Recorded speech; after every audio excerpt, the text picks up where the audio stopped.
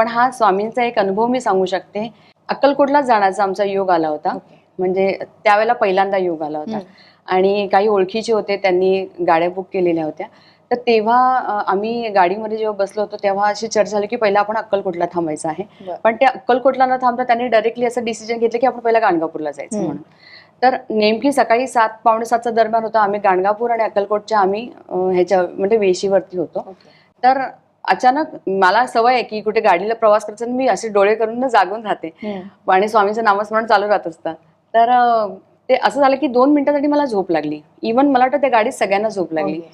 आणि ती गाडी ना म्हणजे कळत नव्हतं की मला काय होतं. डोळे बंद होते आणि असं वाटतं की एका पाळण्यात मी बसलोय. लिटरली म्हणजे काही म्हणजे एकदम स्मूथली एकदम छान वाटत होतं. फक्त पाळण्यात बसल्यासारखं झोपाळ्यात बसल्यासारखा अनुभव झाला. पण नंतर कळलं जेव्हा की म्हणजे माझी मुलगी माझ्यासोबत होती लहान, ती जोरात ओरडली, स्वामी वाचवा, स्वामी वाचवा. मी झालं काय नक्की, म्हटलं काहीतरी झालं म्हणून.